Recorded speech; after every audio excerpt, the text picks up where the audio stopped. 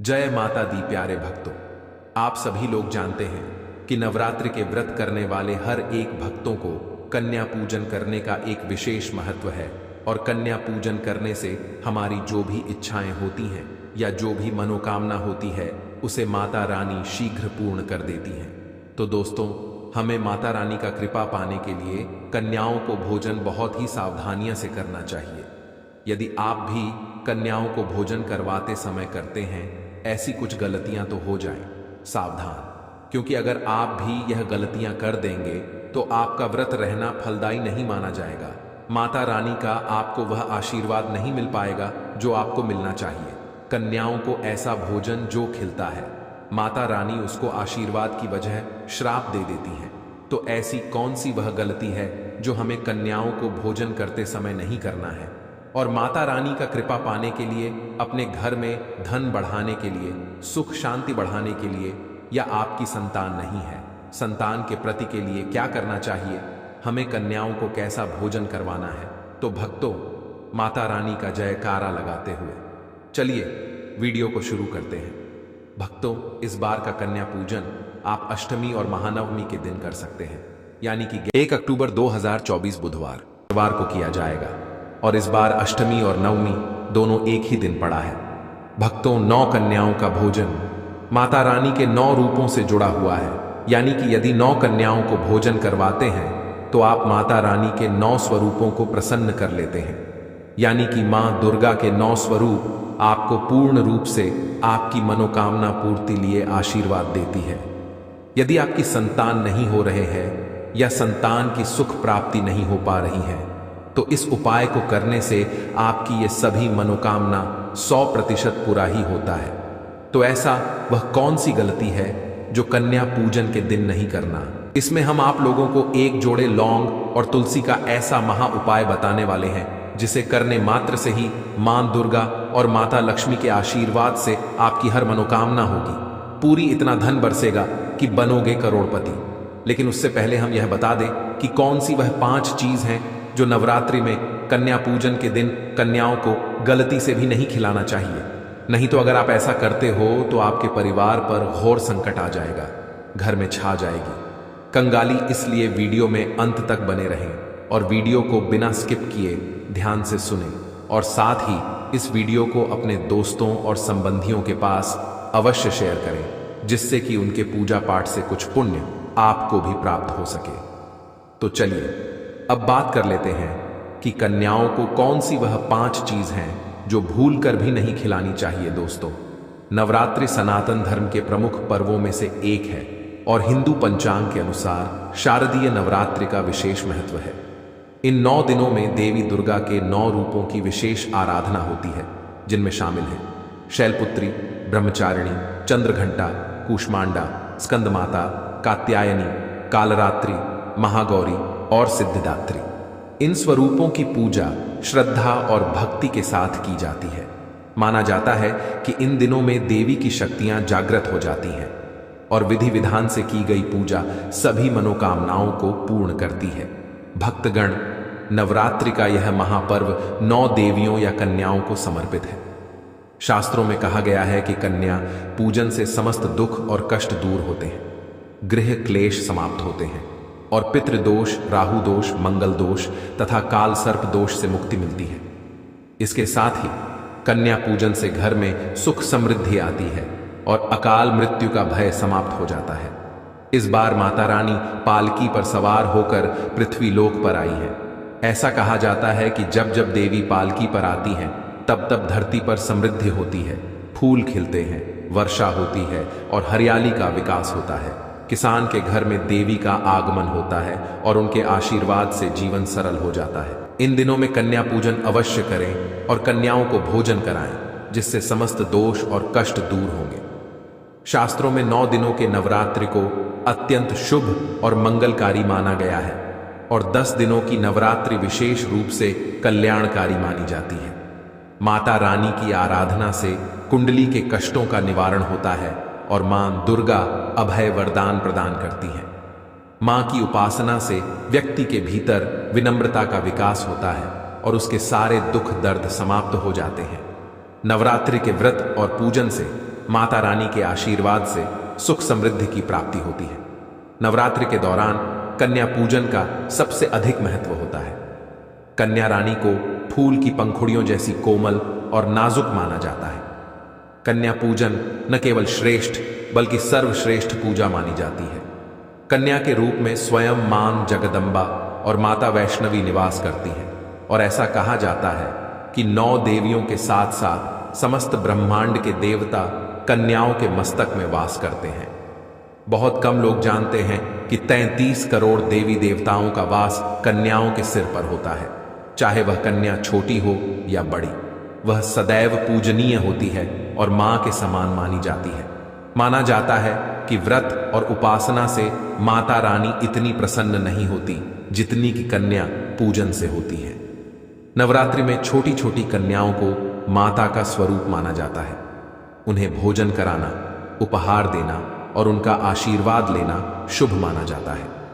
यदि कन्याएं आपकी भेंट को खुशी खुशी स्वीकार कर लें तो इसे देवी का आशीर्वाद माना जाता है और माना जाता है कि माता वैष्णवी ने स्वयं उस भेंट को स्वीकार किया है।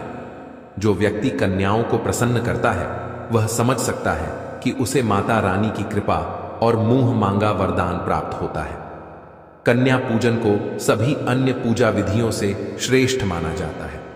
यहां तक कि 10 बार गंगा स्नान करने, 100 बार यज्ञ करने और हजारों यात्राएं करने से जो फल मिलता है वह केवल एक बार कन्या पूजन करने से ही करोड़ों गुना अधिक प्राप्त होता है। इसलिए कहा गया है कि कन्याओं को कभी दुख नहीं देना चाहिए, क्योंकि इससे समस्त ब्रह्मांड प्रभावित हो सकता है। कन्याओं की सेवा करना अत्यंत पुण्य का कार्य माना जाता है और नवरात्रि के दौरान 2 से लेकर 10 वर्ष की कन्याओं का पूजन करना अत्यंत शुभ माना जाता है। अष्टमी या नवमी के दिन कन्याओं के पैर धोकर उन्हें भोजन कराना और उपहार देना विशेष रूप से शुभ और दुर्लभ अवसर होता है। इस दिन जितनी अधिक कन्याओं का पूजन किया जाए उतना ही अच्छा माना जाता है। यदि आपके पास उपाय की आवश्यकता हो तो आप अपनी राशि कमेंट बॉक्स में डाल सकते हैं और हम आपको उस राशि के अनुसार उपाय बता देंगे। माता वैष्णवी विशेष रूप से उन भक्तों पर प्रसन्न होती हैं जो उनकी पूजा विधि पूर्वक करते हैं और उन्हें धन और ऐश्वर्य से संपन्न कर देती हैं। कन्याओं का स्वागत कैसे करना चाहिए? जब कन्याएं आपके घर आएं तो उनके पैर दूध और पानी से धोना चाहिए। विशेषकर पुरुषों को यह कार्य करना चाहिए। इससे माता वैष्णवी अत्यंत प्रसन्न होती हैं। इसके बाद कन्याओं को एक साफ स्थान पर कपड़ा बिछाकर बैठाना चाहिए और उनके माथे पर अक्षत, फूल और कुमकुम का तिलक करना चाहिए। फिर उन्हें भोजन कराना चाहिए। ध्यान रहे, कन्याओं की थाली में कभी 3 पूरियां न रखें, क्योंकि इसे अशुभ माना जाता है। 3 पूरियां या रोटियां उन व्यक्तियों के लिए निकाली जाती हैं जो मृत्यु को प्राप्त हो चुके हैं या जेल में बंद कैदियों के लिए दी जाती है। इसीलिए कन्याओं को हमेशा 1 या 2 पूरियां दें और धीरे धीरे जोड़ते हुए संख्या बढ़ा सकते हैं, जिससे किसी दोष का भय नहीं रहेगा। भोजन के बाद कन्याओं के सिर पर लाल चुनरी ओढ़ाना शुभ माना जाता है। भोजन में आप खीर, पूड़ी, हलवा, चने और आलू की सब्जी या छोले दे सकते हैं।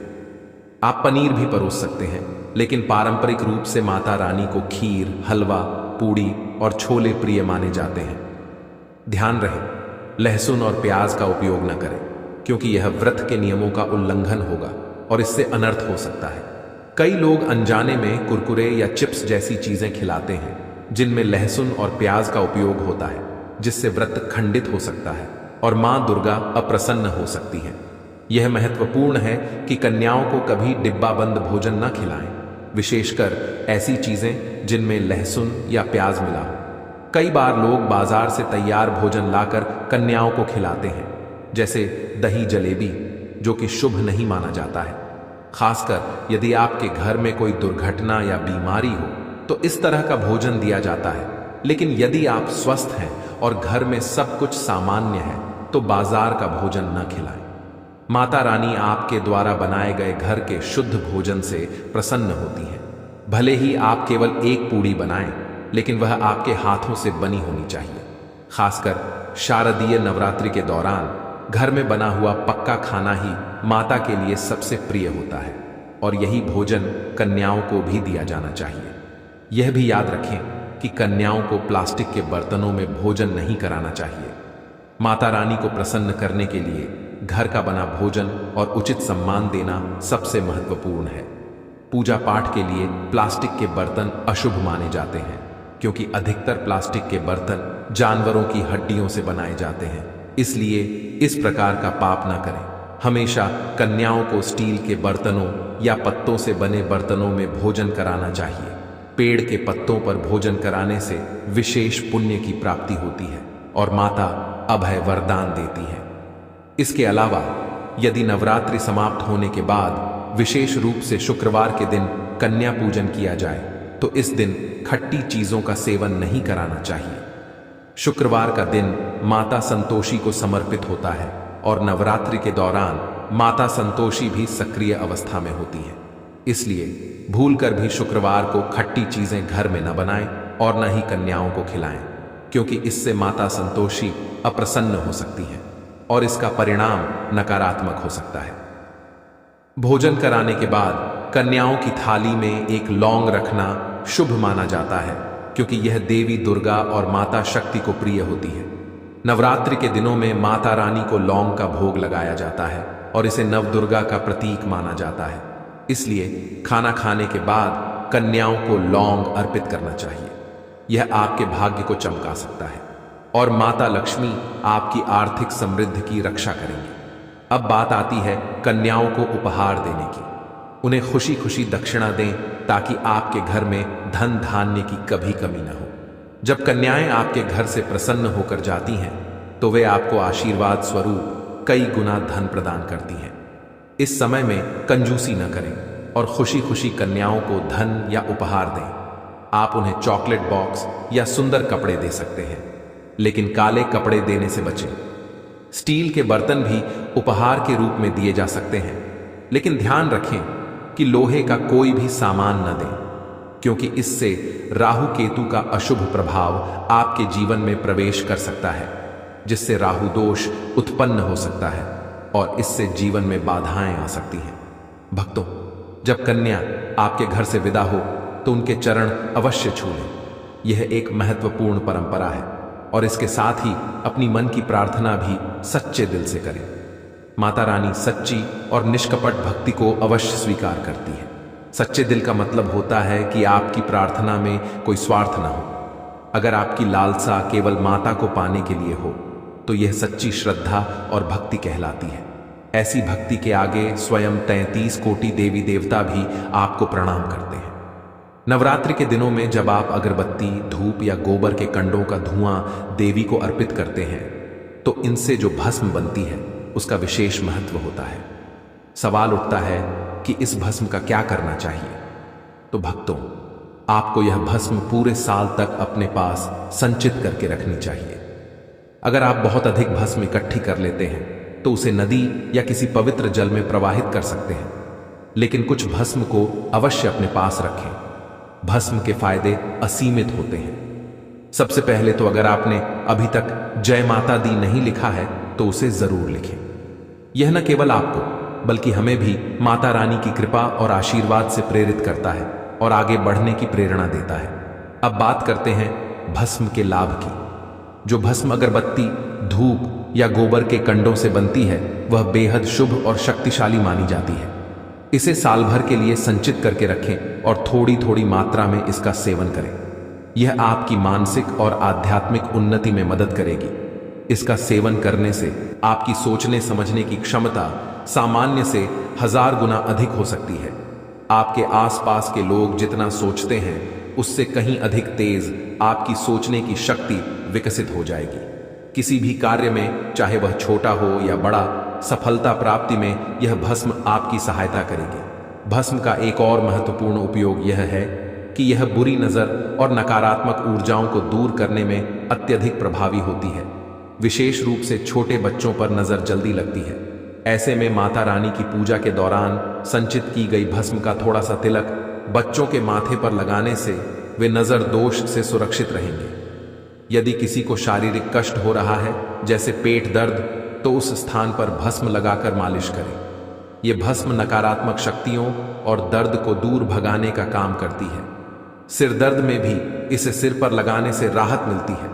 कहने का मतलब यह है कि यह भस्म आपकी हर प्रकार की समस्याओं और दुखों को दूर करने का एक प्रभावशाली साधन हो सकती है। चाहे मानसिक परेशानी हो, शारीरिक कष्ट हो या फिर कोई अन्य बाधा, भस्म का उपयोग करने से राहत मिल सकती है। माता रानी की पूजा से प्राप्त यह भस्म आपकी हर समस्या का समाधान कर सकती है, इसलिए इसे संचित करें और इसका उपयोग सही तरीके से करें।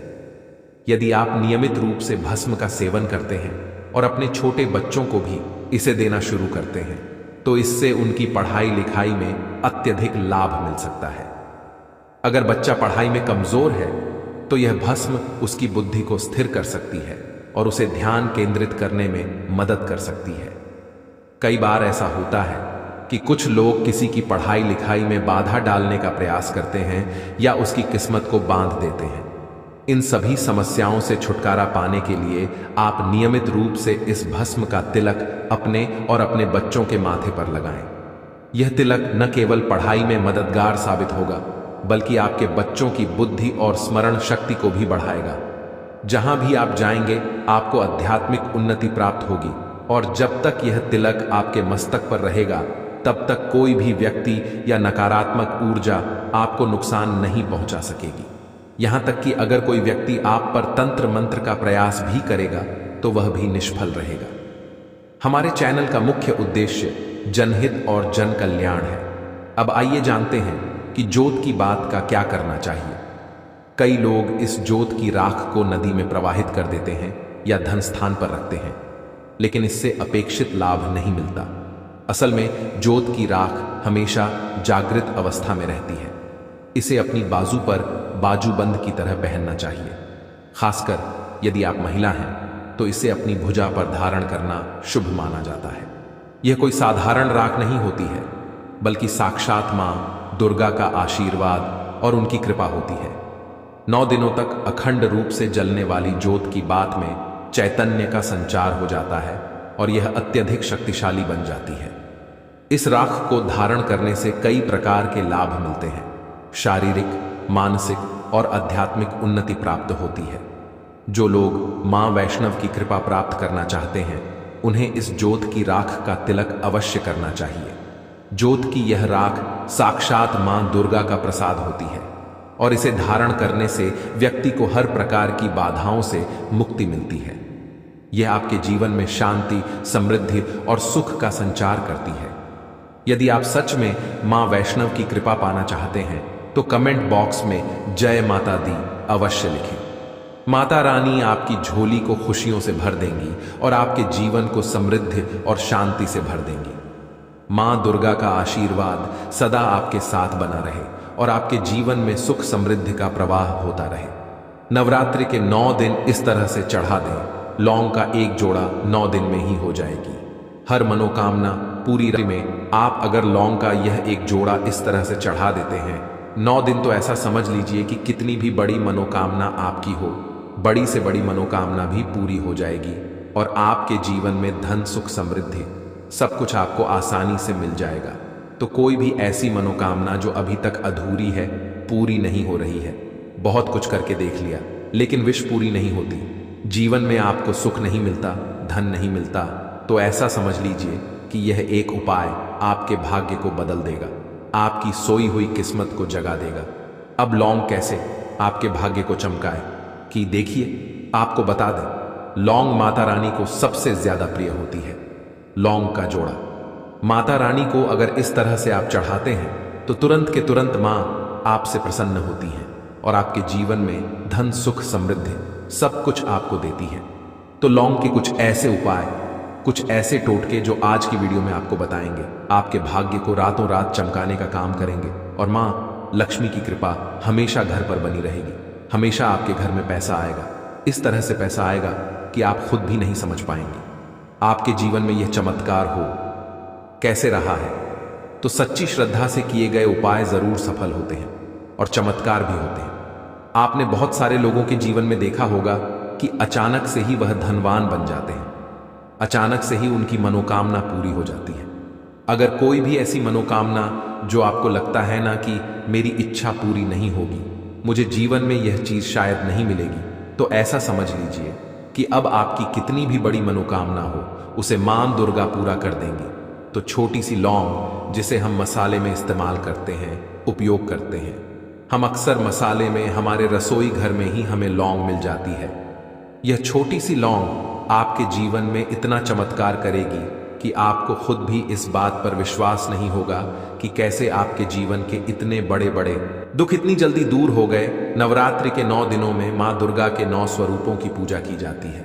नवरात्रि के दिनों में भक्त माता दुर्गा को प्रसन्न करने के लिए तरह तरह के उपाय करते हैं, बहुत से उपाय करते हैं, जिससे कि मां का आशीर्वाद हमें मिले और हमारे जीवन में भी धन आए, सुख आए, वैभव आए और कभी भी कर्जे जैसी समस्याएं घर में ना आए और मां दुर्गा बहुत जल्दी प्रसन्न होती हैं। जब भी आप लौंग का उपाय करते हैं, नवरात्रि में लौंग के बिना माता रानी की पूजा ही अधूरी होती है, तो आप समझ सकते हैं कि लौंग का कितना महत्व है। तो एक तरह से लौंग के बिना आपकी पूजा ही अधूरी होती है। यह बात तो सभी जानते हैं कि हम माता रानी को लौंग अर्पित करते हैं, लेकिन किस तरह से अर्पित करनी है यह जानकारी आपको देना बहुत जरूरी है। जिस तरह से हम आपको उपाय बताएंगे, अगर इस तरह से आपने उपाय कर लिया तो ऐसा समझ लीजिए कि फिर आपकी किस्मत को चमकने में ज्यादा देर नहीं लगेगी। तो इस तरह से आप जब माता रानी को लौंग चढ़ाएंगे तो मां दुर्गा के 9 स्वरूपों का आशीर्वाद आपको मिलेगा और आपकी सभी मनोकामनाएं पूरी हो जाएंगी। इसी के साथ आप जब लौंग माता रानी को अर्पित करते हैं, उनको चढ़ाते हैं, तो आपके जो ग्रह होते हैं, नक्षत्र होते हैं, वो आपको शुभ प्रभाव देने लगते हैं। कुंडली में अगर कोई ग्रह ठीक नहीं है, वह ग्रह भी आपके ठीक हो जाते हैं। तो चलिए बात कर लेते हैं 2 लौंग किस तरह से आपको चढ़ाना है और किस तरह से इस उपाय को करना है। 2 फूल वाली लौंग लेंगे। लौंग बिल्कुल टूटी हुई ना हो, बिल्कुल खंडित ना हो, साबुत लौंग आपको लेनी है। टूटी हुई लौंग कभी भी पूजा में नहीं ली जाती है। एक लेना है। यहां पर कपूर यानी कपूर की एक टिकिया लेनी है। अब लौंग को आपको उसी कपूर के ऊपर रखना है और इसके बाद आपको क्या करना है कि लौंग के ऊपर बहुत ही जरा सा देसी घी आपको डालना है। इस तरह से आपको लौंग रखकर कपूर पे देसी घी डालकर फिर लौंग जलानी है और अब मां दुर्गा की आपको इससे आरती करनी है। देखिए, लौंग और कपूर तो बहुत लोग मां को अर्पित करते हैं, चढ़ाते हैं, लेकिन देसी घी अगर आप उसमें जरा सा डाल देते हैं तो ऐसा समझ लीजिए कि रातों रात आपका भाग्य चमक जाता है, सोई हुई किस्मत जाग जाती है। बहुत सारे लोग हैं जिन्हें पता है और वह देसी घी डालते भी हैं, लेकिन बहुत सारे लोगों को नहीं पता होता है और वह क्या करते हैं, लौंग और कपूर को ऐसे ही जला देते हैं। दूसरी चीज, बहुत सारे लोग एक लौंग भी ले लेते हैं। कभी भी एक लौंग आपको नहीं जलानी है। लौंग को हमेशा जोड़े में ही आपको चढ़ाना होता है, मां दुर्गा को अर्पित करना होता है। तो 2 ही फूल वाली लौंग लेंगे। 2 ले सकते हैं, 4 ले सकते हैं, जोड़े में ही आपको लेनी होती है। इसके बाद आप क्या करेंगे, जब मां दुर्गा की आरती कर लेंगे, 2 लौंग अलग से आपको लेनी है। उसके अंदर एक कपूर रखना है, इसे जलाकर पूरे घर में आपको घूमना है। तो देखिए, जब भी आप अपने घर में लौंग और कपूर जलाकर इसका धुआं, इसे धुनी भी बोलते हैं, है ना, इसका धुआं पूरे घर में देते हैं। जितने भी कमरे हैं, जितने भी रूम्स हैं, घर का बरामदा है, बालकनी है, सभी जगह पर आपको इसका धुआं फैलाना है।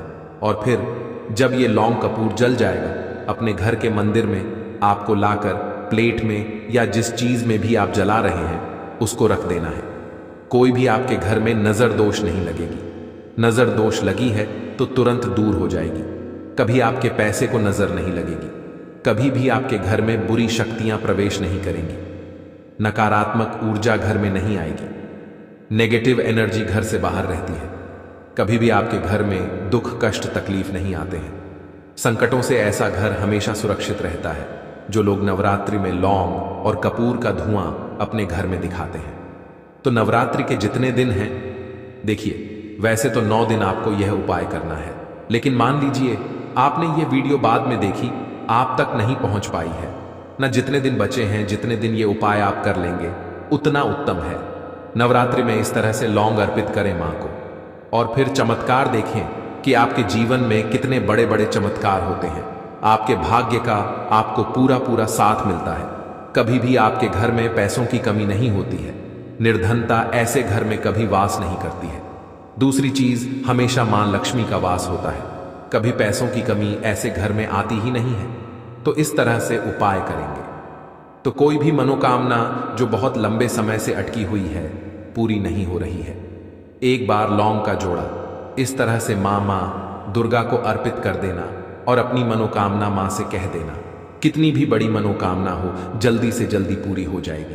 तो चलिए अब बात कर लेते हैं अपने दूसरे उपाय की, जो कि है आपके घर से नजर दोष को दूर करने के लिए और धन में वृद्धि के लिए। तो जिनके पैसे में वृद्धि नहीं हो रही, जिनका पैसा बढ़ नहीं रहा है, नवरात्रि में यह दूसरा उपाय कर लीजिए। फिर देखिए पैसा कितनी तेजी से बढ़ता है, या जिन लोगों के घर में पैसा आ नहीं रहा है वह भी इस उपाय को जरूर करें। आपको क्या करना है, थोड़ा सा रोली लेना है, थोड़ी सी रोली आपको लेनी है, उसके अंदर आपको शुद्ध जल डालना है और इस रोली से आपको स्वास्तिक का निर्माण करना है। अपने घर के मुख्य दरवाजे पर बाहर की तरफ और अंदर की तरफ, यानी कि 4 स्वास्तिक आपको बनाने हैं। 2 बाहर की तरफ बनाएंगे, 2 अंदर की तरफ बनाएंगे। और यह उपाय आप नवरात्रि में, वैसे तो नवरात्रि से एक दिन पहले ही कर लें, अगर उस दिन ना कर पाएं तो जिस दिन नवरात्रि शुरू हो रही है उस दिन कर लें, वरना नवरात्रि में जब भी आपको यह जानकारी मिले उस दिन आप कर लें। तो स्वास्तिक का जो चिन्ह होता है यह विष्णु भगवान का आसन और मां लक्ष्मी का स्वरूप होता है, और जहां श्री हरि विष्णु और मां लक्ष्मी साथ हो, हमें ऐसे घर में ना पैसा बहुत तेजी से बढ़ता है। आप सभी ये बात जानते हैं कि धन हमें कौन देता है, माता लक्ष्मी देती हैं, लेकिन अधिक से अधिक धन देना है या किस व्यक्ति को कितना धन देना है ये कौन तय करता है, श्री हरि विष्णु ही तय करते हैं। तो धनवान तो बहुत से लोग बनते हैं, लेकिन कुछ लोग बहुत ज्यादा धनवान बनते हैं। इतने धनवान बनते हैं कि पीढ़ी दर पीढ़ी उनकी हमेशा पैसा ही पैसा देखती है, कभी निर्धनता लौट कर नहीं आती है। तो ये वही लोग होते हैं जो मां लक्ष्मी को और श्री हरि विष्णु को एक साथ प्रसन्न कर लेते हैं। इसीलिए जब भी आप माता लक्ष्मी का पूजन करें, श्री हरि विष्णु का ध्यान करना है, उनका पूजन साथ में जरूर करना है। इस उपाय को नवरात्रि में करिए और चमत्कार देखिए। जो स्वास्तिक आप अपने घर के मुख्य दरवाजे पर बनाएंगे उसकी आपको धूप दीप दिखाकर प्रतिदिन पूजा भी करनी है।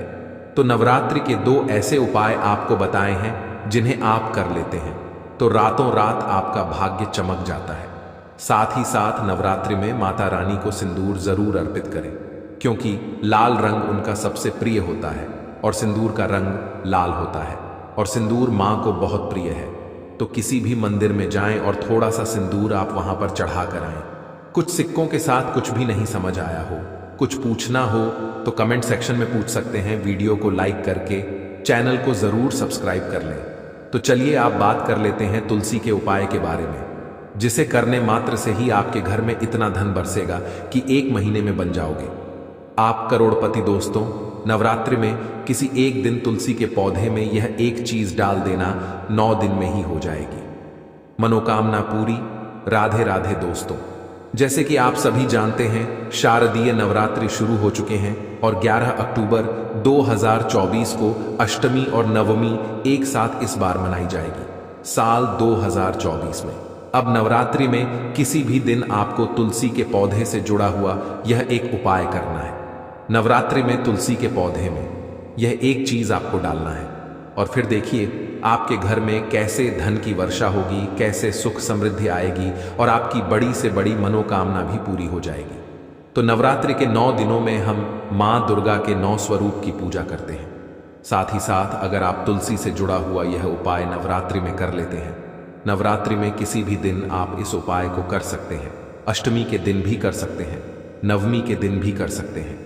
यह एक उपाय नवरात्रि में करने से सोया हुआ भाग्य जाग जाता है, भाग्य का साथ मिलता है और निर्धनता, गरीबी कोसों आपके जीवन से, आपके घर से दूर हो जाती है। मतलब कभी भी आपके घर में पैसे की कमी नहीं होगी। निर्धनता जो छाई रहती है या पैसे को लेकर जो आप परेशान रहते हैं या जिन लोगों के घर में पैसा बढ़ नहीं रहा है, वो लोग भी नवरात्रि में इस उपाय को जरूर करें, क्योंकि यह एक उपाय करने से अपार धन आपको मिलेगा। इतना धन मिलेगा कि संभालना मुश्किल हो जाएगा और कभी भी उस धन में कमी नहीं आएगी। देखिए, धन में जब वृद्धि होती है ना, जब पैसा बढ़ता है, तब वह व्यक्ति धनवान से भी अधिक धनवान बन जाता है। और घर में अगर ज्यादा से ज्यादा पैसा भी आ रहा है, लेकिन हो क्या रहा है, धन की बर्बादी हो रही है। पैसा दवाइयों में जा रहा है, दुर्घटनाओं में जा रहा है, तो कितना भी पैसा घर में आ जाए, सारा का सारा पैसा बेकार लगता है। अब देखिए, जो उपाय आपको बताएंगे, इस उपाय को करने से कभी आपका धन, आपका पैसा बर्बाद नहीं होगा और आपके घर में पैसा रुकेगा, सुख और समृद्धि आएगी। बीमारियों से आपका घर सुरक्षित रहेगा। और सबसे बड़ी बात कि इस उपाय को करने से श्री विष्णु की कृपा मिलती है। इस उपाय को करने से मां लक्ष्मी की कृपा मिलती है। अब जिन लोगों को मां लक्ष्मी का आशीर्वाद मिल जाए, श्री हरि विष्णु की कृपा मिल जाए, वो व्यक्ति अधिक से अधिक धनवान बनता है। आपने देखा होगा कि कुछ लोग जो धनवान नहीं भी होते हैं ना, अचानक से ही वह धनवान बन जाते हैं। उनके पास पैसा आता है और ऐसा समझ लीजिए रातों रात उनके जीवन में चमत्कार होता है। तो जिसके ऊपर मां लक्ष्मी की कृपा होती है, उनके जीवन में ऐसे ही बड़े बड़े चमत्कार होते हैं। अब उपाय किस तरह से करना है, कौन सी चीजें आपको लेनी है, इसके बारे में बात कर लेते हैं। देखिए, सबसे पहले आपको यहां पर लेनी है पिसी हुई हल्दी।